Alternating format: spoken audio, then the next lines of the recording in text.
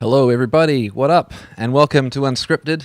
My name is Matt, aka Cut Corners.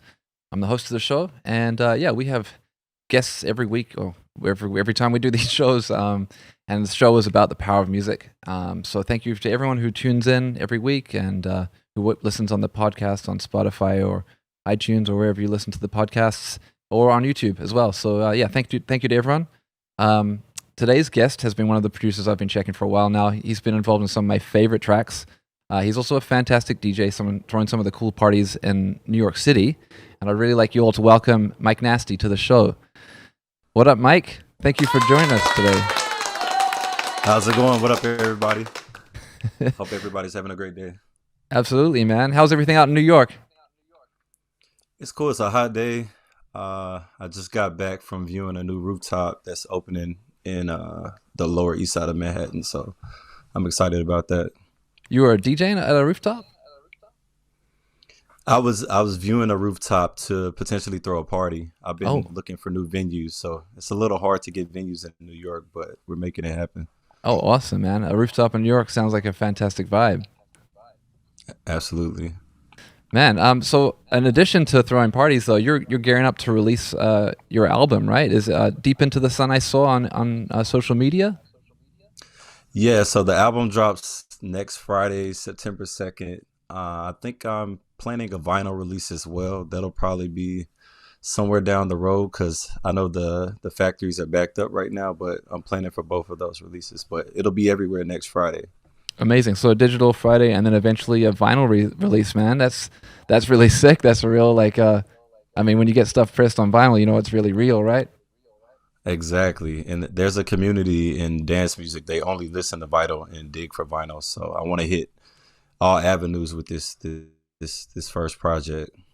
Yeah, that's true, man. Actually, I want to shout out homie Jared Jackson. He's really straight, like he really likes to make vinyl versions of his songs and stuff. He makes them digitally as well, but he's really committed to that as well. And I know there's, like you said, there is definitely a community that really wants to preserve vinyl, which is really, really dope. Absolutely. Can you tell me about like what that means to you? I'd love to hear a bit more about that. Like, did you start off as a vinyl DJ? I didn't start out as a vinyl DJ. I grew up like in the early 90s when it was popular, but I didn't start DJing until I was 17. And I think CDJs were already kind of out, and a lot of younger DJs were on like laptops. Like I had homies on virtual DJ and things like that. I think my actual hardware was like a Newmark. I think it was like a NS7 or something. Then by that time I was in college, and then I went and bought Techniques, and then I had a Rain 57 mixer, and that was like my baby for a long time. Man, yeah. R.I.P. Rain 57. That was a legendary mixer, man. I had one myself. It was a game changer. Yeah, I missed that mixer a lot. I missed the little triggers they used to have for the effects that were pretty cool. But I have a S11 now that I use. I love it. Yeah, man. Yeah, I'm very much the same. That S11 really opens up all the kind of creative possibilities that you want to do as a DJ. Would you agree? Absolutely, absolutely. Yeah, man. It's crazy. Actually, just if you don't mind, just talking about the 57, it was like that was I think a really hard decision for Serato as a company to make, like to not be able to support that. It was like that was like the baby, you know. It was the first like Serato mixer ever made, so it was like a really big deal for us. I That's think really, Apple ruined it. Like all the updates with the iOS and stuff. It just and the 57 didn't really run smooth on PC.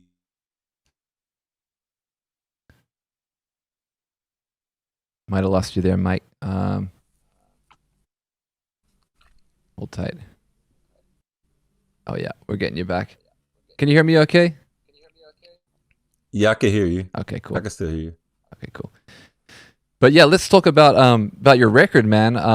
I've been playing your tracks. You've been putting out really amazing songs for a while now. I was playing Brown Sugar. I've been playing Get Up, Crazy, Sexy, Dirty. I want to talk about some of those songs, but I really want to hear about this album. You know, like what can we expect from this new album?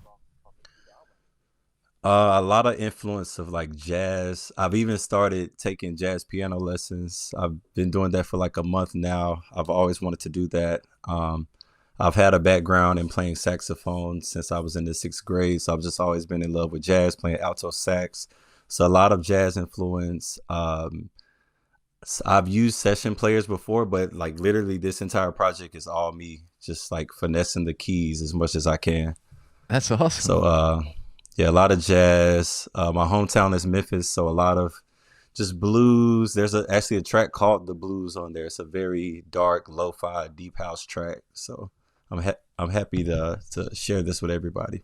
Yeah, man. Hey, that's new information to me. I just I thought you were a New York City born and raised, but you got a Memphis background. That's really interesting, man. We were just talking about Memphis last week on the podcast with Nick, and how much like that Memphis sound, especially in hip hop, has really like it's obviously blown up, and even more so with people like Beyonce sampling like Tommy Wright the Third on her record and stuff.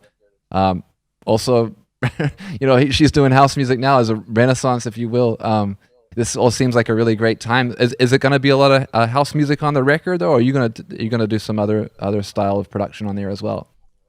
It's all house music, all deep house. That's kind of the lane I'm in right now, just trying to establish myself as a deep house artist, as well as just my deep house party that I throw in New York as well. So that's just kind of the lane I'm going in. Like, it's always just been, I don't know, it's in my blood. Like, I found out like 5 years after I first started DJing that my grandfather was a DJ in Chicago. Then my father was a DJ as well. So it's just I'm a third generation DJ, man, and just to have roots to Chicago, bro, it's just meant for me to be in the house music. Absolutely, yeah. Chicago, man. It's the birthplace after all. That's hella cool, man. Your dad, he's a DJ, and you said your who was the DJ? Your grandfather? Yeah, my grandfather was a DJ in Chicago, and my Wow. grandmother didn't tell me until after I was already DJing. Wow. Do you know what sort of music he played in Chicago at the time, or like?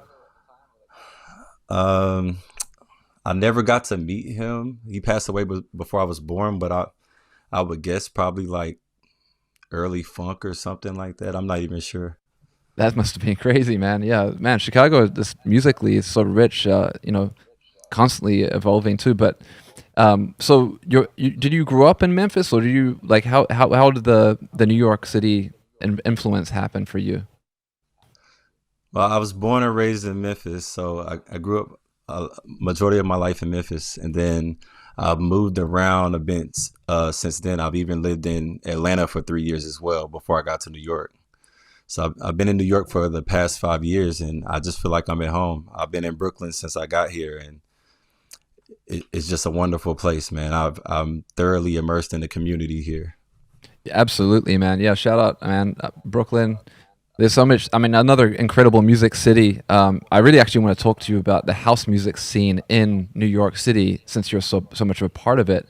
I was recently listening to a podcast by my friend DJ Lindsay, and she had a really great special about the house music scene and dance music scene in New York City in the early and mid '90s, which really shone a light on kind of the beginnings of house and how house and hip hop really shared a lot of like kind of similar foundations. And then she also talked a lot about how a lot of the dancers would, they'll dance in the hip hop circles and also the house music circles. And there's like a very shared, heritage with the music and the origins of both those genres. And being that, you're a house music producer, but you also, from what I know, is you also do a lot of some hip hop production as well. Is that correct? Yeah, I pretty much started with hip hop early on, like the MySpace days. I had my MySpace music page just making instrumentals and beats. I was in a rap group early on. And I feel like as I got older, I'll say in college, I just started getting into dance music because, college, people come from different countries and across different states, and they just bring their different music styles that they like. And I just gravitated towards the genre early on. I've been producing house since I want to say 2015 now. Nice, nice. Yeah, shout out MySpace, man. That was a hell of an era. I remember learning so much about music. We actually had a couple people on here talking about how they discovered a lot of their favorite artists through MySpace, and how important of a place that was. It was almost like pre-SoundCloud of a platform. And yeah, it really, really connected a lot of us and exposed us to new sounds and new music and new artists, in a time that was kind of uncertain, I guess, for the music industry, and kind of when you think about it, it was really like a blueprint for what SoundCloud has become, and maybe Bandcamp and some other things. It's kind of crazy. That was the jump for me. Like I went from MySpace to SoundCloud, and I had a lot of my remixes go viral. A couple of them got on Selection Radio, which helped build the brand a whole lot. Even I went to Brooklyn Mirage not too long ago. My remix was Joe K's second song he played in front of 5,000 people, which is like just a crazy full circle moment. But go back to your question with the dancers, man, I feel like there's a disconnect, and I actually know house dancers in New York City. Uh, they're not really in the parties anymore. Like the parties don't really suit them, and they do want to come back to those parties and, actually, cut up and do their thing. But they really just go to they have these sessions where they just, practice and dance, and they'll have a DJ come to those events, which are earlier in the evening, and they'll dance there. Even my friend, her father is Sekou, who's one of the original New York City house dancers. Like I've been talking to him. I want to get him in a video. So I'm definitely tapped in. Even my second single I dropped, Station 5, we just finished the music video for it, and I have 2 house dancers in the video. So I think that video, it should drop next week. So stay tuned for that. Oh, amazing. That is awesome. And I think Sekou was even mentioned in this podcast by DJ Lindsay. And if you're interested, and if you're watching or you're listening and you're interested in checking out that podcast, I highly recommend it. You can listen to it on Mixcloud. It's called Black is Black by DJ Lindsay. And man, I just learned the most incredible stuff. It's so well done. There's always good music, and music that's not necessarily new, but it's new to me, especially like early house, like a lot of the New York stuff too. Obviously Chicago is a very important part, but New York had its own kind of vibe, and it was in a lot of ways. When I think about it, maybe I'm wrong here, but there's like a strong hip hop influence in the style of house music that comes from New York. There's almost like a kind of a blending between those things, which I find really, really, really fascinating, especially because I love, much like yourself, kind of came out with hip hop and have a really massive appreciation for hip hop music and house music almost equally. Well, that was the scene back in the day. Like those guys would go spin a house set and spin a hip hop set. It wasn't really looked down upon. Like a couple of my OGs, they were like, yo, they used to play hip hop records and house records in the same party. You don't really get that in New York City now. Everything's segregated in terms of the genres. You have your tech house scene, you have your techno scene. People go to those parties because they only want to hear that music, and same for the hip hop parties. They don't want to hear house in those parties outside of that one Beyonce record, So, but it sucks. That's why I have to have 2 separate parties. I have my jumping thumping party for house, and then I have all my other R&B parties, R&B night, hip hop night.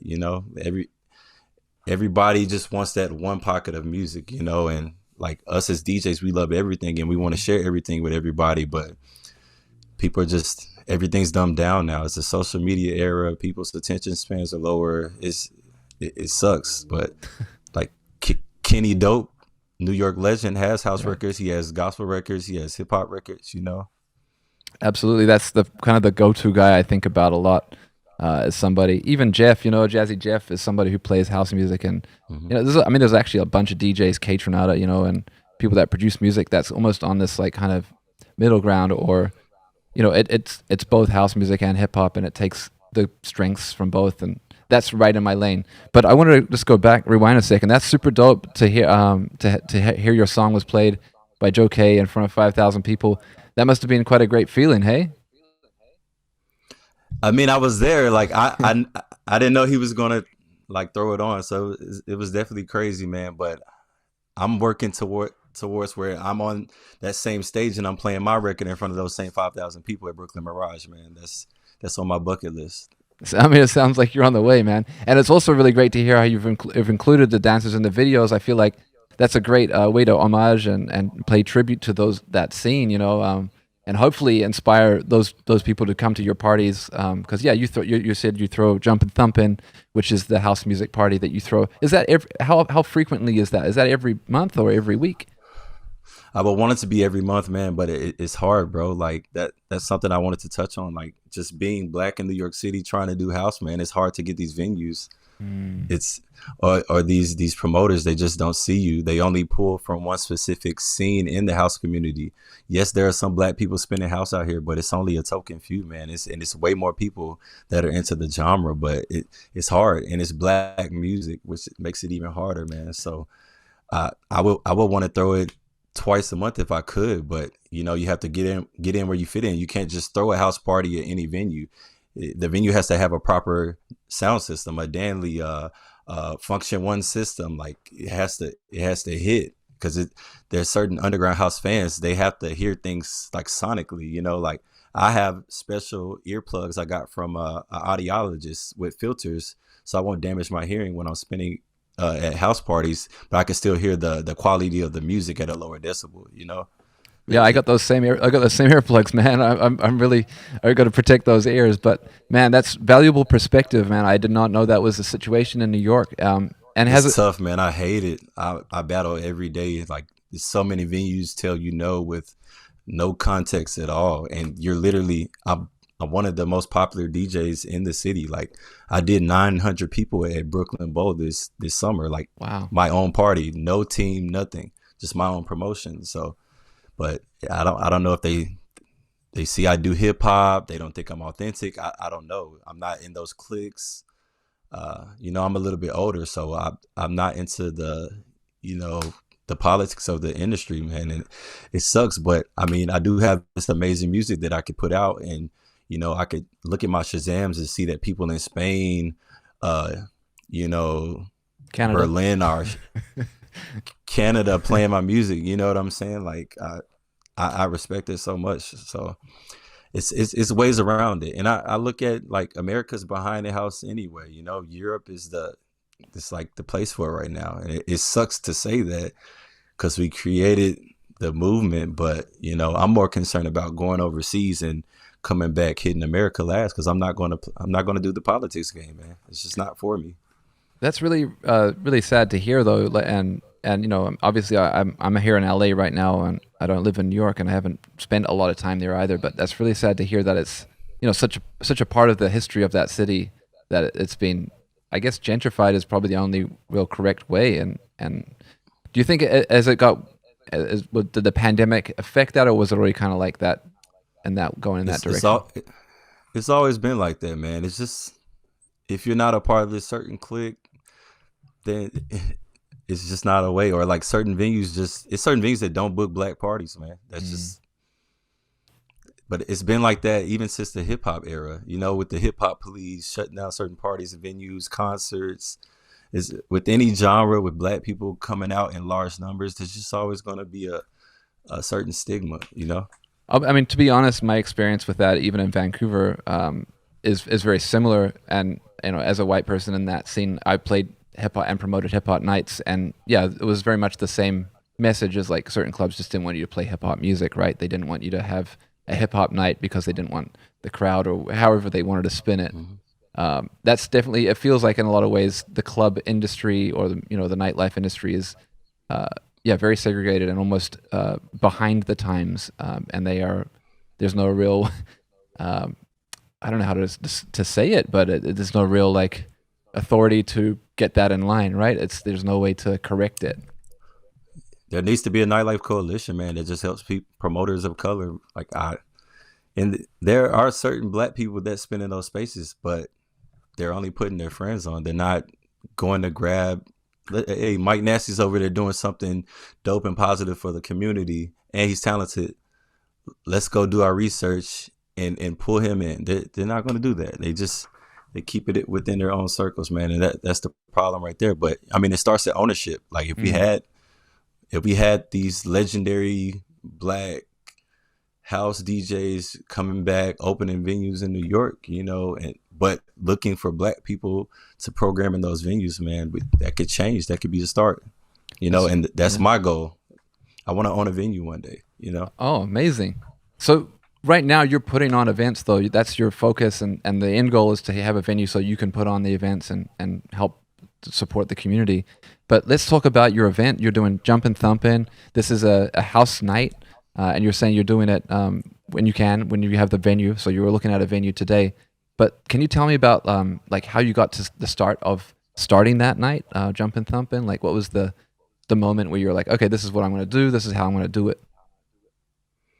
Well, the party used to be called Nights Like This. Like I feel like I've been doing this party probably since like 2018 or 19. It started as Nights Like This, but of course somebody else stole the name, and I was like, all right, I'm off it. I'm creative. I'll just come up with another name. So I rebrand everything.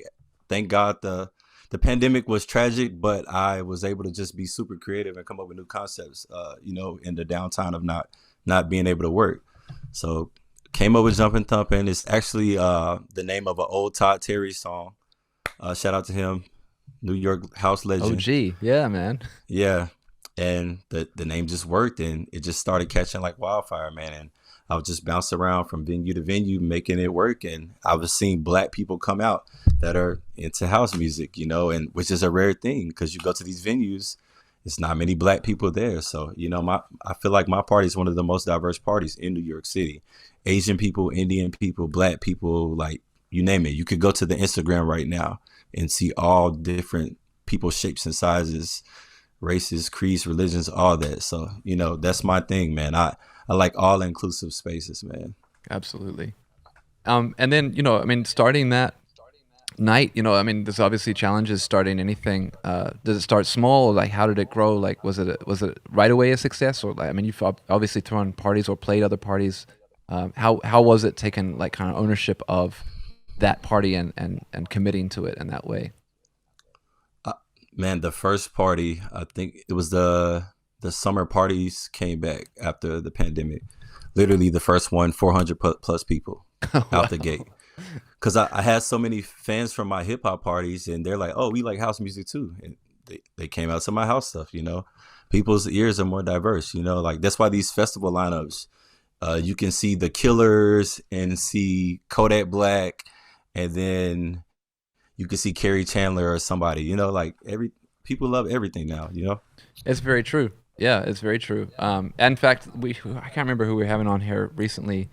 Maybe it was Dan Charnas. We were talking about how Kerry Chandler has a whole hip hop project. It almost comes up every time we're talking about house music, and people are like, "Wow, Kerry Chandler has like hip hop, like real hip hop stuff as well." It's like, yeah, I think, He started as a hip hop producer. Like a lot of people don't know that. You know, yeah, and people in the house world, they look at hip hop as like, I don't know, this bad thing. From my experience, like I've had older DJs tell me, yo, you're gonna have to stop doing hip hop eventually if you're in the house. I'm like, why not? It's all music. It's all Black music. Like, who are yep. you guys to tell me?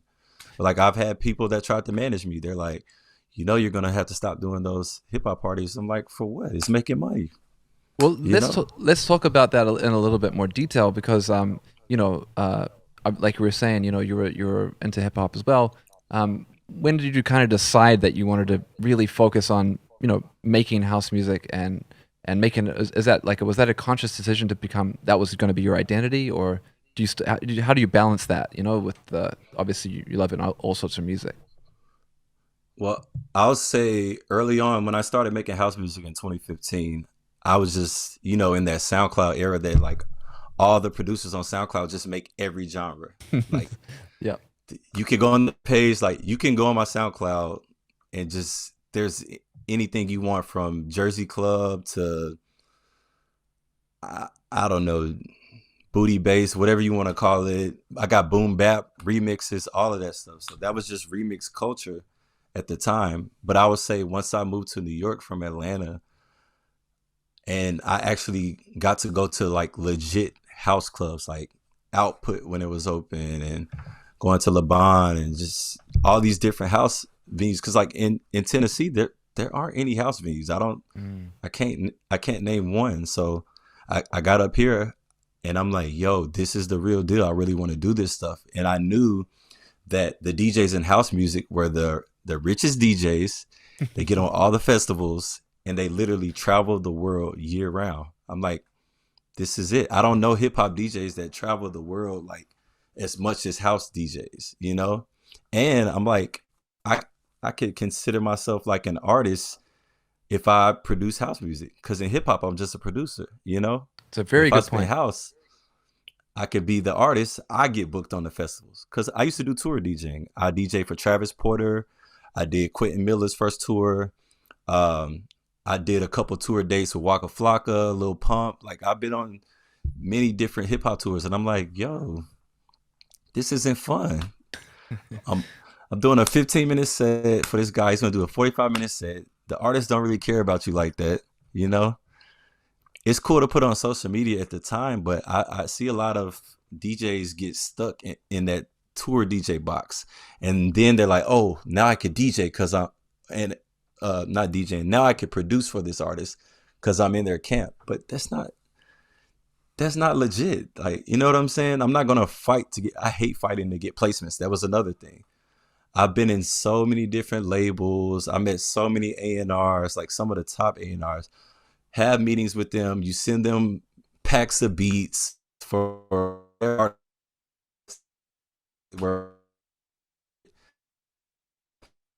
I think we might have just lost you for a bit there. nothing gets placed. There we go. You're back. Sorry, man.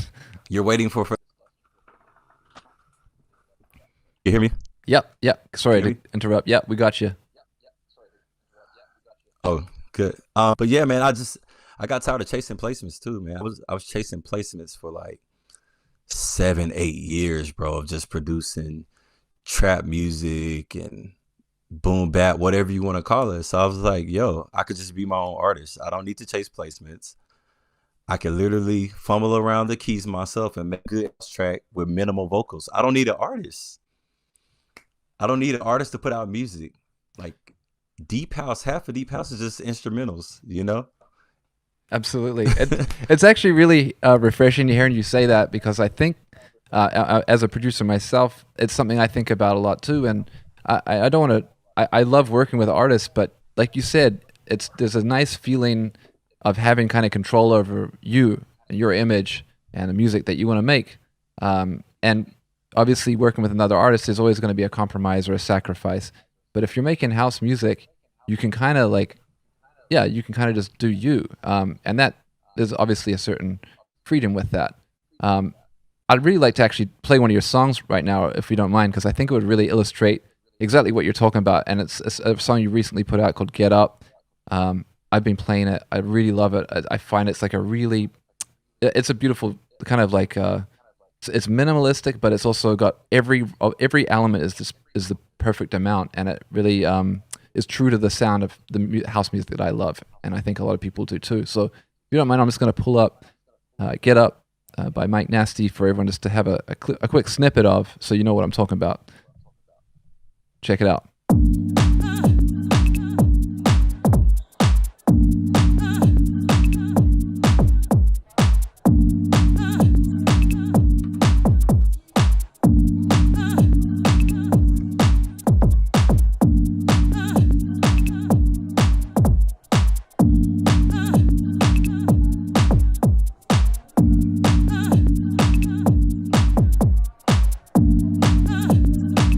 This bass line, man.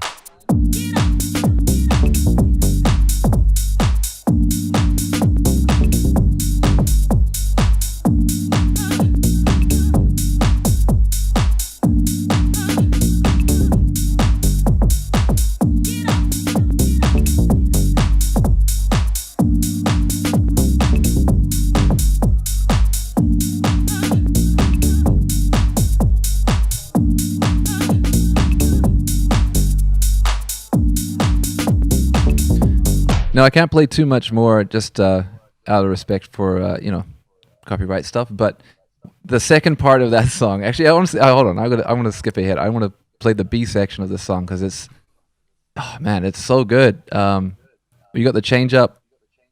Let me figure out where it is. Here we go.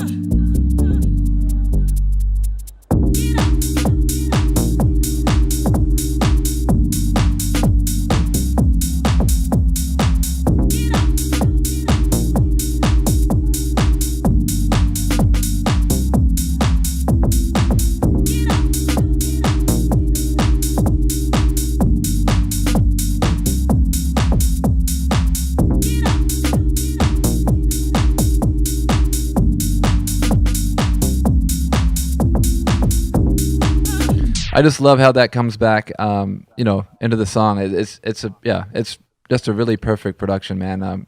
Big up Thank you. and congratulations.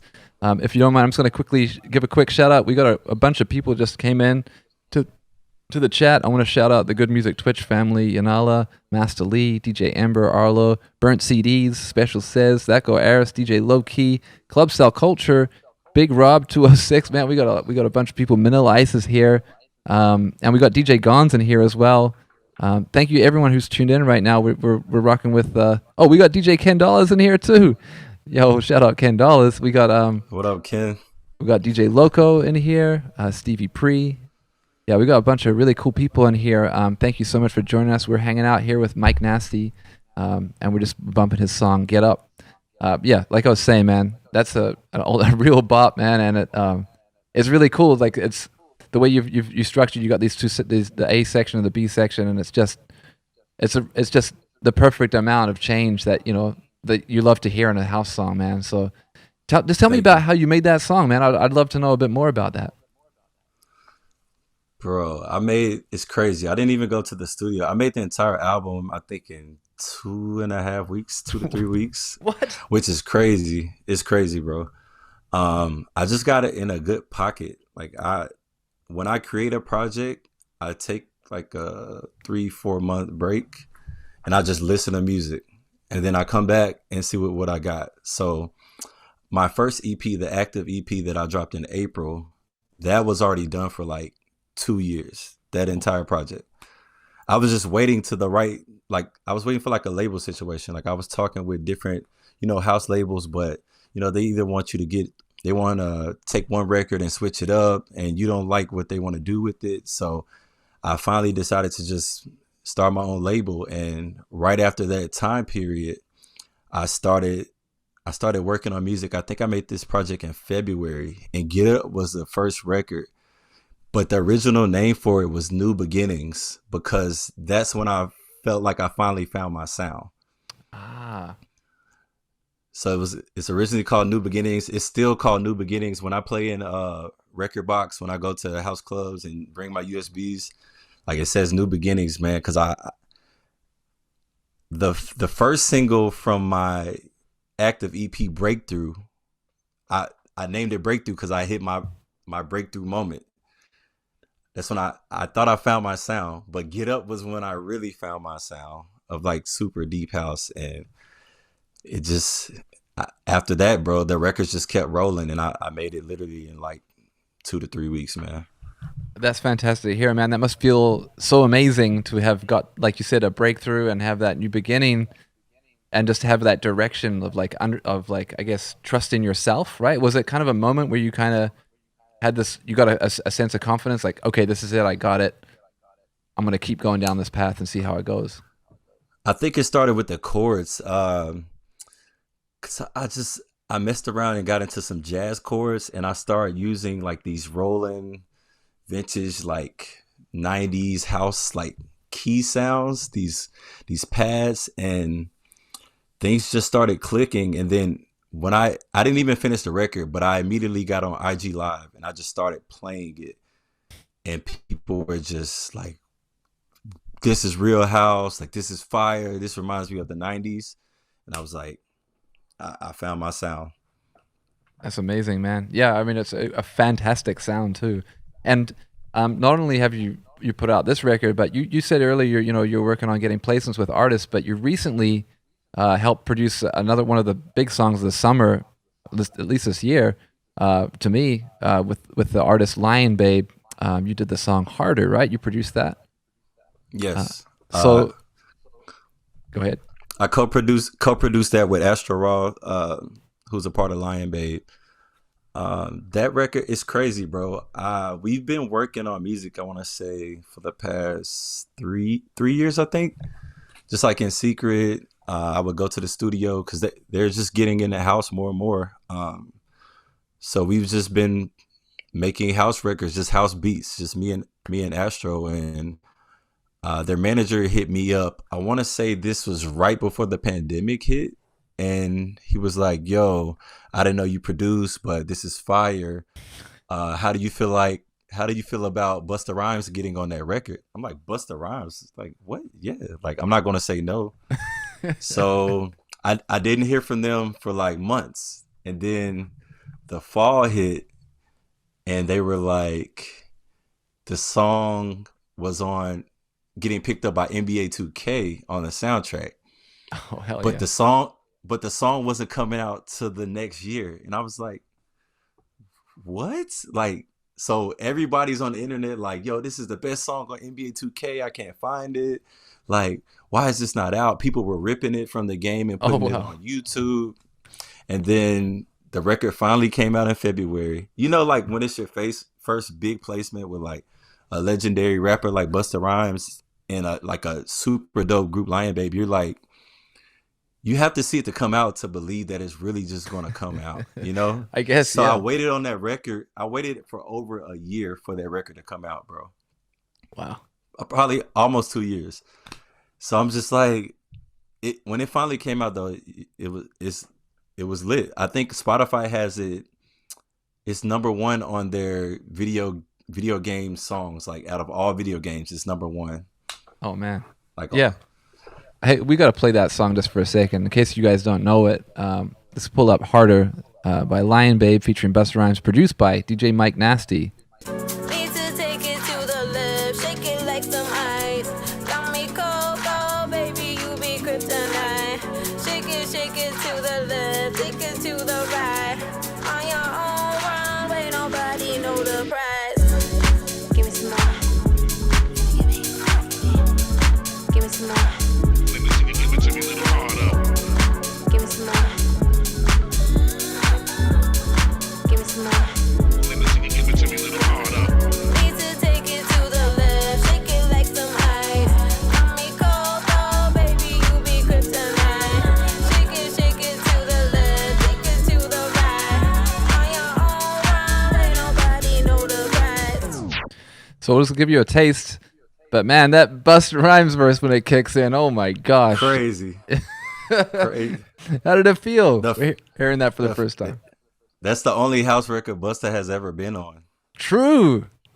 Wow. Busta's, bro, history. It felt good, man. Especially like Busta's from New York. I don't know if like people can tell, but there's a lot of jazz elements, like percussion wise, a lot of jazz riffs in there. That was just be adding that sauce, man. Just being influenced by that sound, bro. But it felt good when the record came out, but right after I was already promoting my first single for my EP, so it was just like, I couldn't, I couldn't, marvel in the moment for too long. But yeah, man, it's a good feeling. The record has over 1 million streams on Spotify. I haven't even like announced that, but it's just crazy to hit that milestone. It's dope, man. Yeah, man. I mean, it's cool too, and it's really cool hearing you talk about the jazz influence, because obviously, like as a fan of Lion Babe, their previous song "Rockets" obviously has a lot of jazz influence in it too. So it's a really nice continuation, but a completely different sound, but it's still, kind of what's the word I'm looking for? It's kind of like cohesive, and obviously house music is so much influenced by jazz. I was reading up about Lil Louis the other day, and it talked about how he was a his dad was a jazz musician, and how he was a piano player or something like that, or jazz drummer, and it talked a lot. And I think about like I study jazz a little bit myself, and what I love about house music as I've got a little bit older is I'm really understanding how much of that jazz like lineage really is part of the house music legacy, and even just down to like simple things like understanding what swing is, as someone who makes beats, making hip hop beats. I didn't really use a lot of swing in my beats, I mean, obviously I love Dilla, but the house music, if you don't, I remember Kenny Dope told me actually, he was like, yo, you guys got to crank that swing, you want to make house music, you really got to crank that swing. Bro, I put swing on my master, like on everything. I swing Right. everything, like 40 to 60%, bro. It gives it that balance though, right? It's just really, it's really the key ingredient. But, if you don't know music theory, swing is jazz. Like that is jazz. That is, I think obviously, improvisation is jazz too, but rhythmically speaking, swing is the thing that defines what jazz is. I think that's fair to say. But the fact Absolutely. that it's such an important part of music, New Jack Swing, obviously, but it's in hip hop, it's in house music, and once you know about it, you know what it is. It's like you kind of can't unhear it. But yeah, it's really great to hear that, and it's really great to hear your story about Harder with Busta Rhymes and Lion Babe. They did a great job. They did a really great job how they rolled that single out, man. And I'm curious to know how much of an influence you were on that, because they got the dub, they got an instrumental, and they also got fire remixers from the homies. And I That was was like, me. that was you? Okay. Thank you, I Mike. told him because we were working with some promo teams like in the house world, and I was just like, yo, we got to have different versions of this, because I'm like, it's too many vocals to play in like a legit house party. They're not gonna play the original version, so we need these versions, and the dub is a Yeah, man. Dude, it's so lovely that you were able to give them that perspective, because it feels like often record labels or artists just don't think about the DJs like that, and man, like seeing the homies have remixes on there too, and I know that they did it with Rockets. I remember MoMA had a remix on there too, so it feels like hmm they really they understand the culture, and that's only going to get you more plays, right, at the end of the day. absolutely. So yeah, artists, if you're listening, record labels, if you're listening, please give us instrumentals, dubs, acapellas, and all that good stuff, and let us remix stuff, because it's actually really cool. I know we talked a little bit about Beyonce earlier, and this kind of that's the one song that everyone knows, that "Break My Soul." But how do you feel about her putting out the acapella like that? I mean, I think I think obviously a lot of people are remixing it, but I think that's really cool that she kind of did that, right?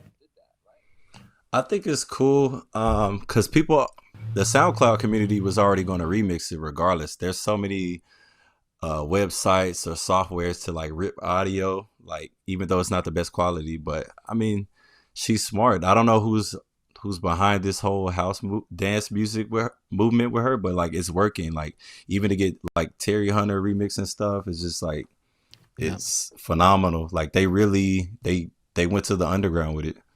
Yeah, shout out Terry Hunter, man. It's Playlist Retreat alumni. I want to give a big shout to Chicago's own Terry Hunter. It's really cool to see. Yeah, like you said, it's authentic to the culture too, which does obviously a lot for DJs. We like that stuff.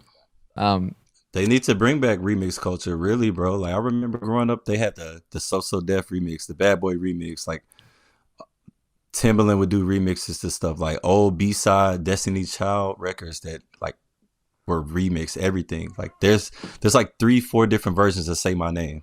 yeah. You know, Yep. Yeah. Yeah. I totally agree, man. And it's cool though. Like even what people are doing these days with whatever websites they're using to stem out things or get acapellas, make their own.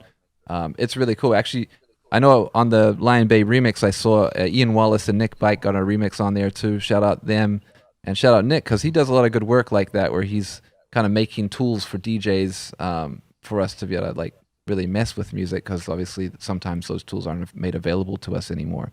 Um, and it's really really helpful, because it's great to see people just taking the initiative and doing that, right? Like however you can. exactly.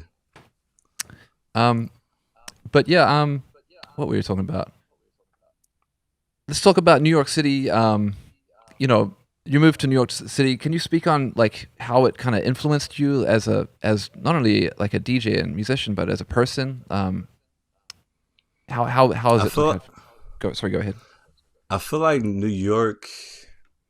I have a business degree and I didn't really utilize it much after college because I just didn't go get a job. I just wanted to DJ, but I feel like New York made me apply that, like just being savvy in so many ways of just promoting parties. Like that's when I really became like a nightlife promoter, not just a DJ.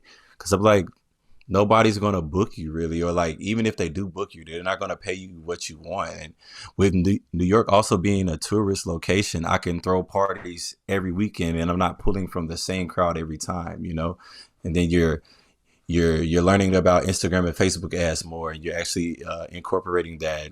You're building your email list of thousands of emails. You know what I'm saying? Like New York, I feel like Atlanta, it's like you just want to be a cool, dope turntablist kind of DJ. Like that was the culture down there, you know. But up here, DJs have businesses. Like there are DJs that own sunglass companies, DJs that own juice bars. Like, you know what I'm saying? I started a tea company during the pandemic, but I no longer can do it because I'm so busy, you know. Like this is entrepreneurship, like capital. Like That's so cool though, man. Like I think it's really interesting to hear you say that. I do think that it's such a necessary part of a DJ career, right? It's not an easy gig. I mean, I think you can get by playing gigs and stuff, but really, if you want to like do what you're saying, like elevate it, understanding business, understanding how to throw your own events, and so that's the only way to kind of really like level up, right? Would you say? you have to throw your own events in 2022. You have to. There's no other way. That's really valuable insight, man. I think that it's something, you know, it's not obviously as easy and it's more risky, right? Like you're on the hook a lot of the time for everything, but obviously the reward is better when it works out. You know. Yeah, these promoters don't do work anyways. Like half of the DJs bring the crowd from their name being on a flyer. So it's like, why not just take their job? You know? Yeah, that's a good point. And you also will understand the nuance of who to book and how to make a night flow, because as a DJ, you're already thinking like that when you're making your set, right? So you can kind of like curate the night in a more musical way that will ultimately may not be as obvious to an audience, but probably more on a subconscious level. They'll just appreciate that energy throughout the night better, right? Yeah, it's like a sandwich. Like there are DJs that are like, I tell them like, you're my best closer. Like I need you to go from 2 a.m. to 4. Then there are like great openers where like they know not to burn the middle DJs of the party. So that's the bread. You have the lettuce, the cheese, the meat. Like you have to, like it's crazy. Like if you book a party with 5 DJs, like you have to be very strategic. It's a really good point. Yeah.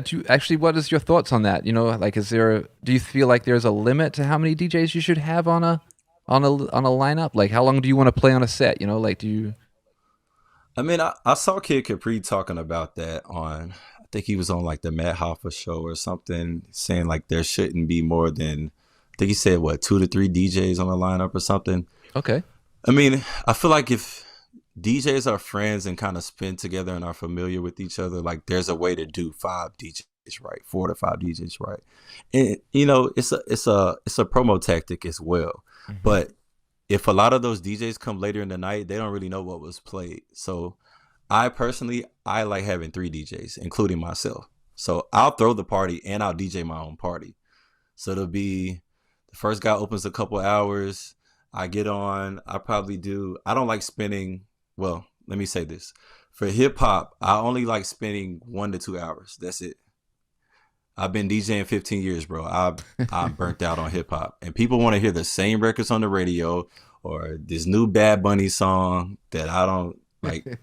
I just don't want to play that stuff. So, but in house music, people want to come hear like the palette I put together of music. So like it's everything I want to play, or it's stuff that I produce. You know, like it's harder to break records now in hip hop.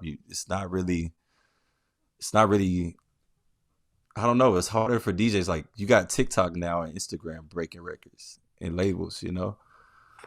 People don't really listen to mixtapes anymore like that. That's why in house, man, out 2, 3, 4 hours if I can, you know, if the opportunity comes, you know. But I'm having fun.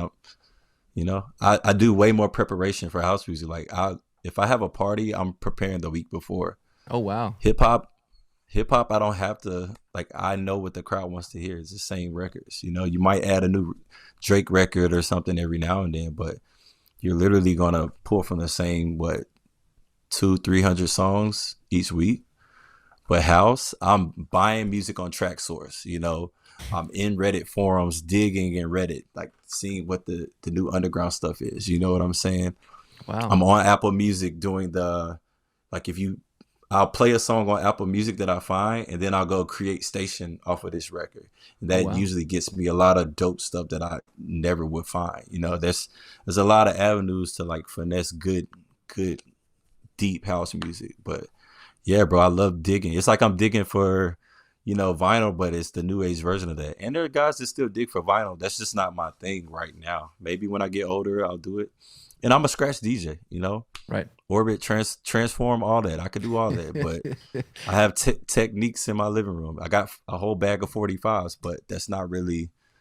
I'm about being efficient because now Mike Nasty is Mike Nasty LLC. So I'm running a business. So I might get off my set and then I have to run to the door to see what's going on and check on this person. And like I hire teams, I hire DJs. I'm selling people money. Like every aspect of my business, I have to run because I don't have a team. Wow. So staying busy, man. It's really cool though to hear you just that perspective about house music and hip hop. And I really relate to that. As someone who likes both those things, I do agree. I feel like almost like house music audiences are maybe slightly more open to hearing new things, and it's really great to hear you say that. They're also really open to hearing your music, your productions, and I think that's such a wonderful thing, to be able to make music and then play that music to the party that you've created. Like it's like I guess in like retail they call it vertical integration, but it's kind of like this whole you've got the whole package. You're setting a vibe, you're determining what to expect, and then you're also like helping create the sound of that by producing the records that you're playing. It's like a full circle approach, right? And I'm even more of a nerd about it because I will make a record, send it off to one of my mastering guys, get it mixed and mastered, get it back and play it that weekend. And I'm trying to see, is the kick hitting hard enough? Like, because I have two guys I use for mastering. They're both in Europe and they both mix, master, and analog. So I'm already trying to hear like a specific warmth over my music. Like, and I can only test that on a real system, Yep. I love that, man. That's a real dedication to the craft. DJ Amber in the chat, he says, the pool of house music is almost endless, and it's forever growing too, right? And also, I think it was cool here. Low-key mentioned that throwing my own parties is the best thing I've ever done as a DJ, and I really think if there's one thing, I really agree with that. That's one of the things I was really excited to talk to you about. Actually, Mike, was just like hearing about your experience throwing parties and I mean, I know Low Key throws a really great party called Goodness in Denver, and I've done my parties in Vancouver, and when you get it right, you can really ride that party for a long time. Like for example, the night that I threw in Vancouver went for 10 years. We did the same Sunday for 10 years, and it was like really consistent, and it was established at that point, and the whole city knew like this is the night, this is where you go, this is what you expect, and that's how it is. And occasionally you'd get the odd like kind of newcomer who didn't really understand the vibe, and they'll be like, "Can you play this song?" And you're like, "Nah, you're in the wrong place, man." And it's not even disrespect. Mm-hmm. It's just like we're not going to change what we built for 10 years to play one song for you. You just got to go to the other venue. No shade. And we're professionals. They have to respect that. We put in a lot of money, a lot of hours of bro. Like I remember meeting Chris Carnes probably like 8 years ago, either 8 or 10 years ago. And this was like when I was trying to learn scratching and stuff. I used to watch like the DJ Angelo tutorials on YouTube and stuff. DJ Shifty, when he would have like the salsa videos. And I'm like, yo, how long does it take to learn a scratch? And he's like, I learned one scratch a year. Wow. It takes one entire year to learn a scratch. And I'm just like, we put in too much time to be good DJs for people to come to the booth and try to tell me to play a Bad Bunny song. Like, bro, get out of here. Come on. I feel bad for Bad Bunny, actually. He gets a lot of shade these days about that, but yeah. And I love Bad Bunny, but there's a place for everything, Yeah. Like, no, it's just funny. It's almost a daily thing where the Bad Bunny request comes up now. It's like it's a meme. It's a joke. Mm-hmm. But yeah. What else I want to talk to you about? Yeah. So you not only are you a promoter, you're a record label owner. So you've got Nasty Tracks. You set that up. Yes. You're talking about a lot of the business things that you've done, but I also know that you can tell just by looking at you right now, you're a sneakerhead. You got a bunch of the boxes right behind you, you got the vapes and all that, and you're into fashion. And I just want to talk about one thing especially. because every time I've been to New York, and I know New York is like the center of sneaker culture. It's part of everyone's identity in New York. And I always like it when I come to see to New York and I see all the cool sneakers and all the outfits people are wearing. Obviously, New York, the Uptown, the Air Force One is the New York staple, and obviously Tim's. But I also feel like Jordans are a staple for New York. Is that fair? I could agree with that. Yeah, Yeah. Are you a Jordan fan? I am a Jordan fan Okay, I gotta for a know. long time. What are your favorite Jordans, man? I mean, it's typical, but I guess the Jordan 1 is my favorite silhouette. Um, but then you can have a favorite to actually play basketball in. So it might be the 11. I've hooped in 12s as well. Like I'm a big basketball guy, but definitely the 1. Probably the Jordan Chicago 1. And I don't even own a pair, but I plan on getting it. I just don't want to spend like 600-700 bucks on one pair of sneakers, bro. Like I feel you. maybe get two of the sneakers, 600 bucks, but yeah, Yeah, the sneaker you game know, is no joke, price wise for sure. pairs of shoes have been Bapes. Oh yeah, you're a big Bape Yeah. fan? Yeah, I've always been a fan, but as a kid, you can't afford that stuff. But now that I'm an adult and can, do what I want, I've just been buying Bapes like each month, like a pair a month. So I have 1, 2, 3, 4, 5, 6, 7, 8. I think I got 8 pairs of Bapes now. Wow. Yeah. Forgive me. Are they still making Bapes, or are these like dead stock joints? Nah, they're still making Bapes. They have really dope releases. But I like it because I'm a guy. I like wearing what other people aren't wearing, and I don't see people wearing Bape sneakers like that. So I'm like, I'm gonna wear Bape. Absolutely, man. It was actually really cool. I don't know if you're on YouTube. There's a really cool, not podcast. There's a really cool channel called Thread Education, and it was great for me as a fan of these things as well. They did a really deep dive into Pharrell's fashion uh, world, and they talked about Nigo and Bape and BBC and ice cream and all this like crossover. And at the same time, they're talking so much about Pharrell's like music history and how like the Bape coming to the United States was like a really big moment that Pharrell really was instrumental in bringing that to New York, Hmm. and obviously lacing all the homies and wearing it. It's really good. If you want to check it out, highly Bro, recommend. look at this, bro. Oh, you got the ice creams. Originals, Oh, wow. originals. Wow. Like I'm a sneaker head, bro. Like, and these are from. I had these in high school. Wow. Yeah. Yeah, man. So so Shout yeah, out to Pharrell. yeah, shout out Pharrell, man. Really such an important person for our generation on so many levels, right? Absolutely. I feel like Pharrell and Timbaland are my top two, like for Southern producers. Absolutely. Now, do you have any ambitions to get into fashion as well, or is that yeah, how do you feel about that?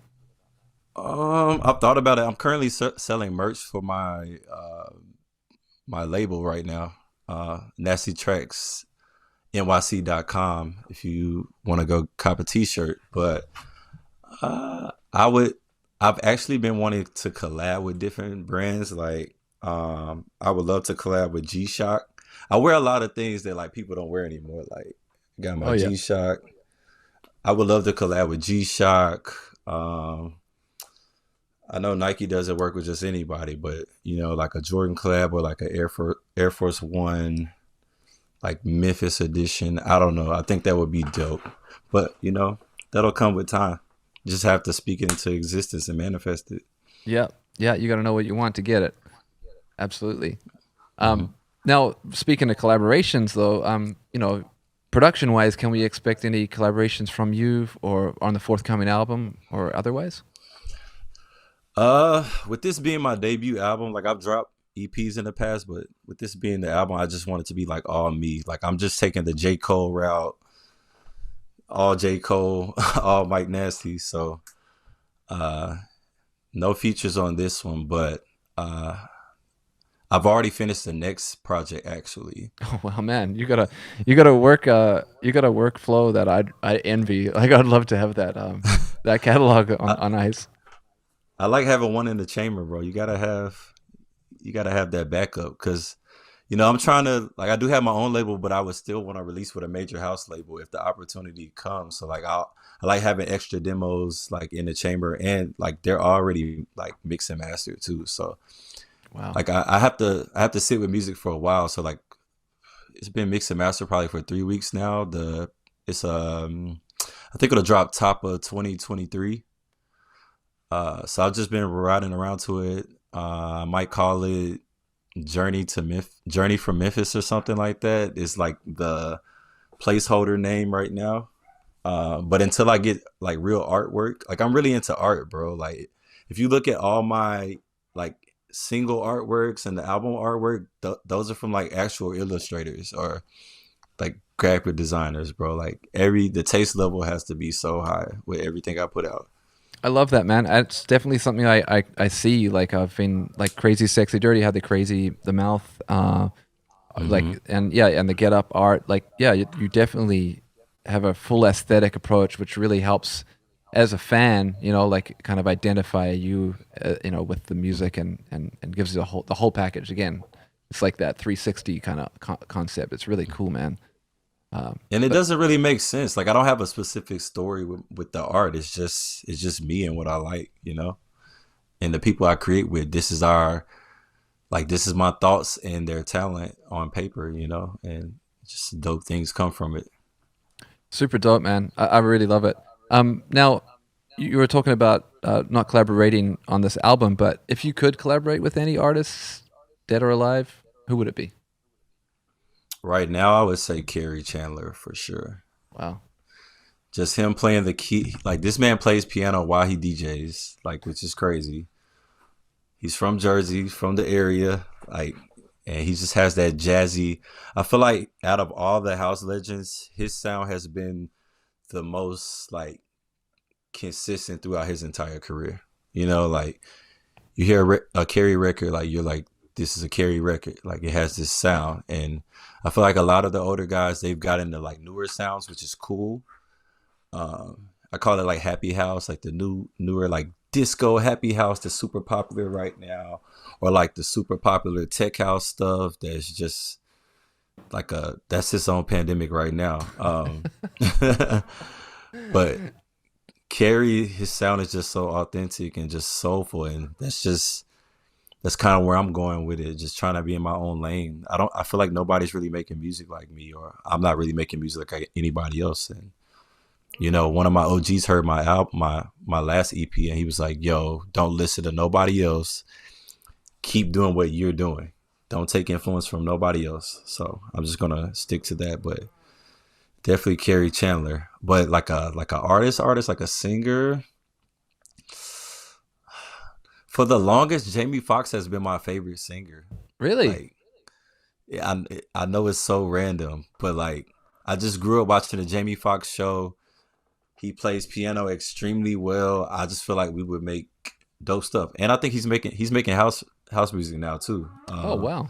Some big house guy, I forgot his name. He's like super big in house. Has a record with Jamie Foxx, but it's like some mainstream stuff. But yeah, Jamie Foxx, man, super talented. Yeah, man. Oh, yeah. I honestly I only have a couple of his records in my Serato, but yeah, they go. And he is, like you said, great singer, great piano player. I really like what you said about Kerry Chandler though, and I really think that's I think that's like something that I definitely see in your music is kind of like this real commitment to a sound, and that a sound that's gonna not date, like anytime soon. Like you're not gonna like feel a bit weird about it. It's like it is a timeless kind of thing, and I think that's something. Yeah, it's something obviously that Kerry committed to. It's there's a lot of nuance and it's kind of subtle. It's not over the top house music, or it's not overproduced, or it's Hmm. just a very calculated and well thought out kind of approach to making music, right? Yeah, and I kind of want to. I'm trying to spoon feed people like what real deep house is, because like the definition of deep house music, if you go on YouTube right now, you will cry. It's like it's not deep house. Like I don't know how they took what deep house was and gave us this mainstream crap. Like I don't know, man. But like deep house came from like them defining it as like very obscure deep jazz elements, broken beat stuff, like just random, you know, B-side stuff, you know.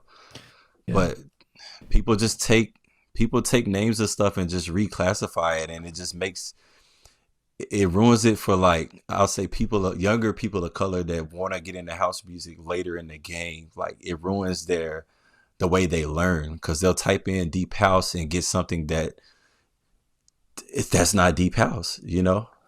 Yeah. So that's kind of my goal, like as an artist, to like just show people what it really is, like, but it's my new age deep house, but still has the elements of gospel, jazz, soul, funk music, you know. Yeah, it's really something that is interesting, and it has come up a couple times on this podcast. Is just like the kind of disconnect that sometimes happens between what people think house music is and what it actually is. You know, really without mincing words. You know, a lot of people really that maybe aren't real music fans just associate music with whiteness, and it's not that at all. It's black music. But And yeah, I hate that, man. I know, right?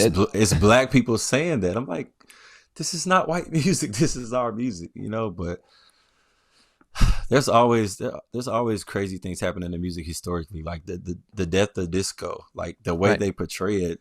That's not really what it was. They weren't like, it wasn't just because like, oh, rock and roll was coming and disco was soft. It's like, no, like, bro, they really were trying to take away black music. Like disco was black music, and they were just like, when they went to that football stadium and brought all those records and destroyed them and burned them, they were bringing not just disco records, but just black artist records as well. So Yeah, I heard that. and it sucks, you know, but you know, we got house music off the back of disco, so you know.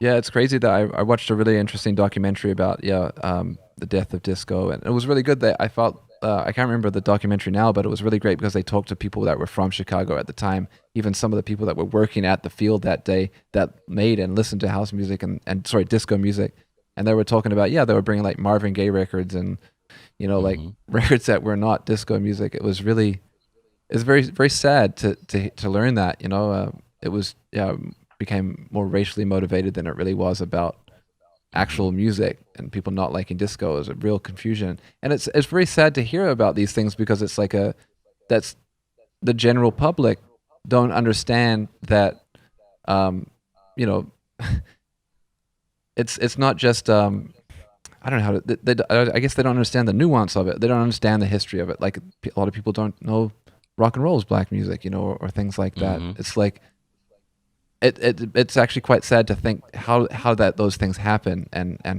if people are intentionally doing things like that. But I feel like us as black people, we have to preserve those genres as well. I feel like the fact that we create all these dope genres of music, we're just always ahead, always future, moving forward.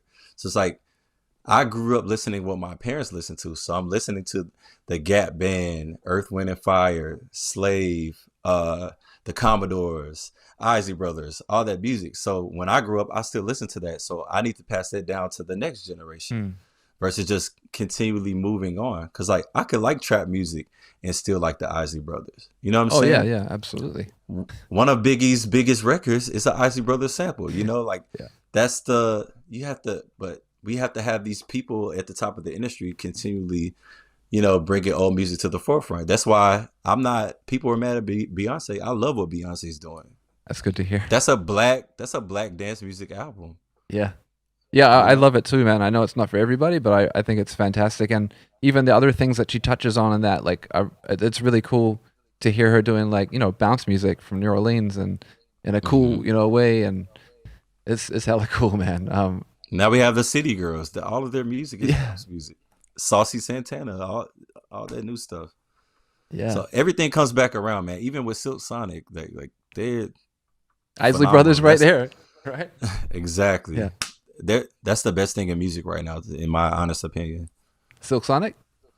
Yeah, for sure. Okay. In new music today, that is the best thing happening.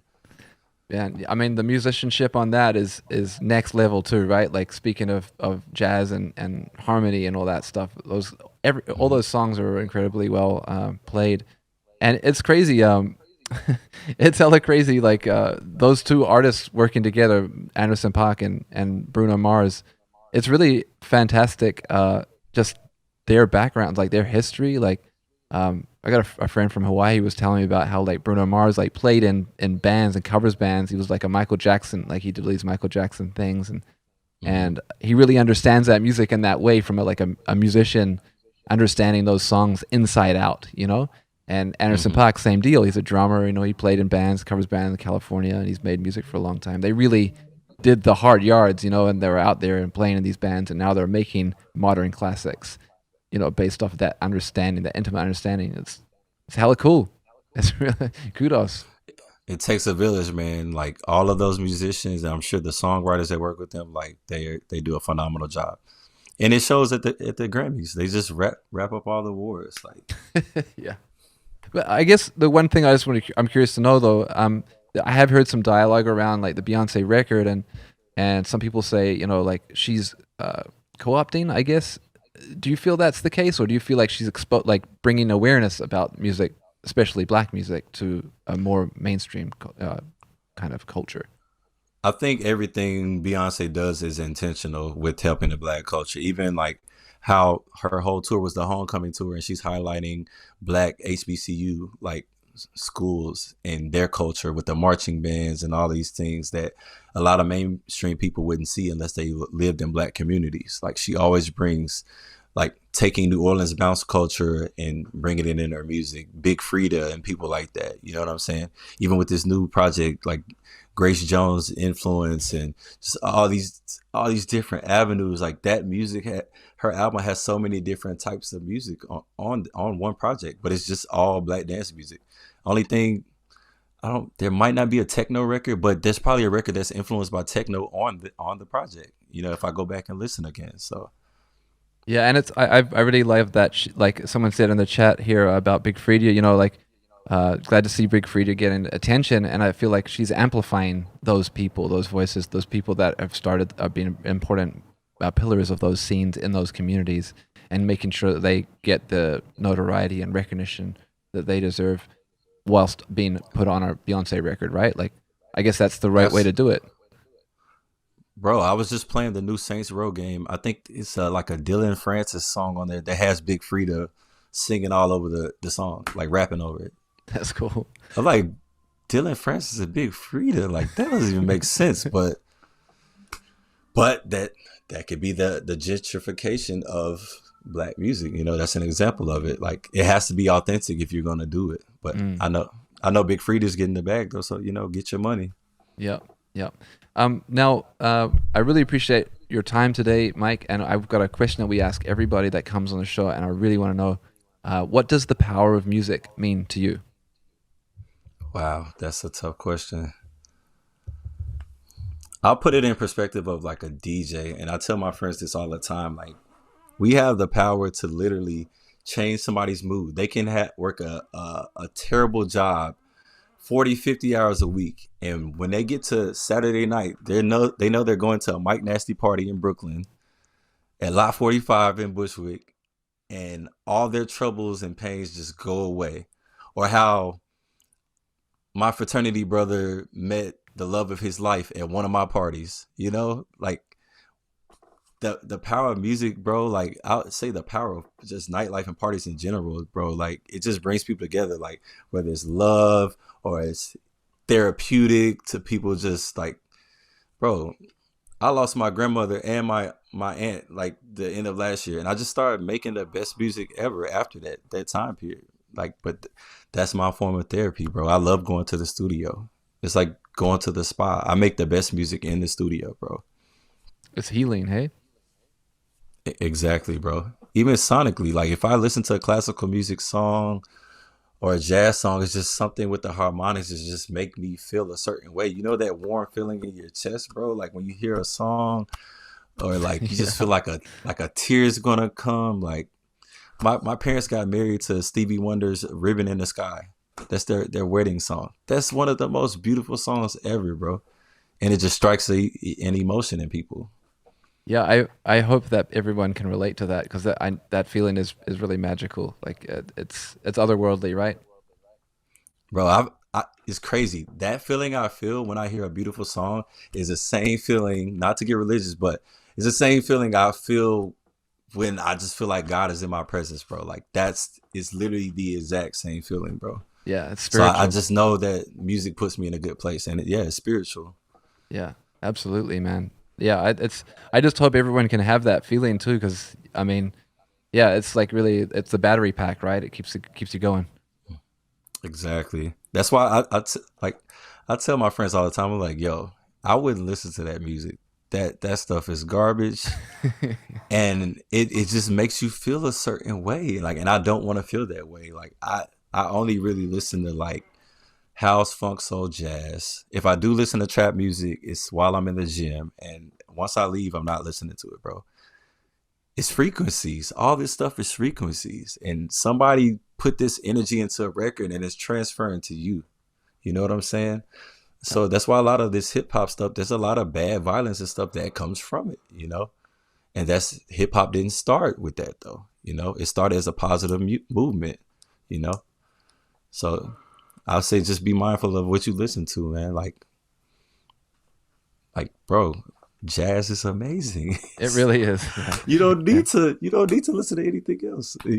Yeah, I mean, I definitely feel I agree with you though. I can definitely get that vibe from hip hop too. There is obviously parts of that genre that have that, especially there's so much jazz influence in that as well. And I find that in a similar way, kind of getting that same high, if you will, from that. Right? Dilla, A That's Tribe the Called first thing that Quest, comes, yeah. Ninth Wonder. Yeah. Like, bro, that's jazz and soul, bro. Yeah, absolutely. Yeah, we got Kamasi Washington in there as well. There's a lot of, especially a lot of the like Thundercat. Oh man, I mean, there's Phenomenal. some crazy stuff out there, man. So speaking of, speaking of LA people, you're coming out to LA tomorrow, right? Are you going to be playing out here this weekend? Yes, sir. I have a party at Resident in the Art District. That's called awesome. The Sunset Social. So it's from 2 to 8 p.m. We're selling tickets. There'll be limited tickets at the door, but yeah, man, it'll be like an open format party. Me and two of my homies are spinning. This is my party I throw out here in New York, actually. So it's a bi-coastal party now. I think this is the fourth one we've done this year. So yeah, bro. A lot of people don't know. Like, I've been planning on, like, I'm not moving to LA, but like I will be throwing a lot of parties in LA. Like, that's awesome, man. Yeah, we're right down the street from the Residence, so I'm definitely going to be able to swing by for that. This Saturday, 2 to 8 p.m., downtown Los Angeles. That's awesome, man. Walking distance from here. Sunset Social. And who else is playing? It's going to be you, Mike Nasty, and my homie, he goes by Ruff, and the other one is Tevo Jones. They just started DJing, but they're some of my best friends, so it'll be a good night. Awesome, man. It's going to be great to see you there. It's also, this is like really the first time I got to chat to you, Mike, so it's super awesome, man, and I'm really looking forward to you coming by here and meeting you in real life as well. Super dope. I'm excited, man. Like I said, I've been playing your music.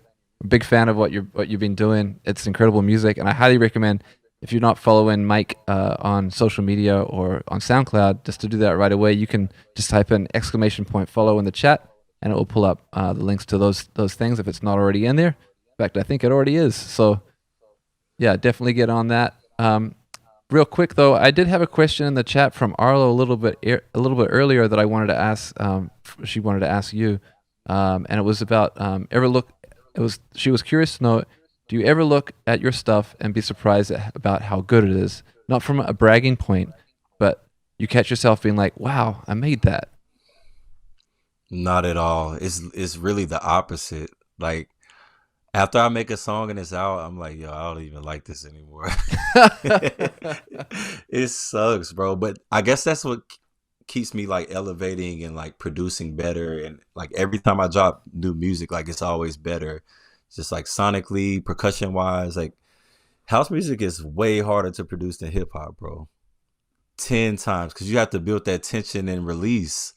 Because it's not a vocalist just always carrying the record. So you gotta tell a story, intro, build it up, release the energy, build it back up. It is, man. Like Get Up was phenomenal like 6 months ago, but now I'm just like, oh, that's a cool record. But I get to share it with people, and you guys give me more hype about it. Like, yo, this is great, this is phenomenal. And I'm like, all right, this record is great, you know. But bro, I have a Acid House record that I just got bastard, and like that's a whole nother. Like, shout out to DJ Pierre. Like, I met him mad long ago. I never even thought I would. That was before I was really producing house. I never thought I would make an Acid House record, but I have one, and it's super dope, and it's gonna drop next year. Yeah, and I'm just gonna keep going, bro, and hopefully these piano lessons pay out, and I'll be playing even better on these records, man. But playing like Kerry Chandler, we're hoping. Absolutely, I'm in it for the long haul. I'm actually paying tuition, which is crazy to say that. No, that's good, man. I mean, that's part of the musician economy too, and like, yeah, I definitely paid a lot of money for lessons especially for keyboards, man. It's man, what a great instrument to learn about. You know, if anyone in this chat's interested in picking up an instrument, man, keyboards, that'll teach you everything that you need to know, and it's all right there in front of you. It's a really great learning instrument. As a matter of fact, when I went to jazz school, you had to take keyboard theory. Like, that was just part of it. Was like everybody has to do it because, yeah, it's like the easiest way to understand music because it's all in front of you. But yeah, 100% down for that, man. It's really exciting, man. And your record's out. You said next week. The name of the album is I got it here, Deep Into the Sun, and yeah, you can pre-save that right now if you go to your IG. I think you got a link in your link tree, right? Yes, sir. Really looking forward to hearing that, Mike, and I'm looking forward to meeting you. Any advice or anything you want to leave us with, shout outs otherwise before we wrap this up? Man, advice, bro, the law of attraction is real. If you don't know what the law of attraction is, please look it up. It's basically the energy you put out in the universe comes back to you. So I just live every day with a positive energy. Every day is a great day. I don't have bad days, and it manifests, you know?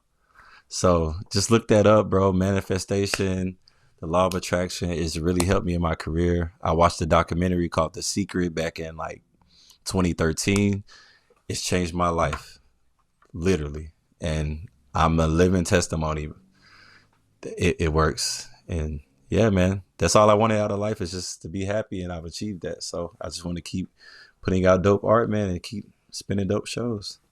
Absolutely, man. We really hope we get to hear more and more of your productions, and I'm looking forward to catching you this Saturday too. So thank you again so much, Mike Nasty. I'm actually going to take us out with your song Crazy Sexy Dirty, if you don't mind, because I love that. I love that tune, man. It's a banger too.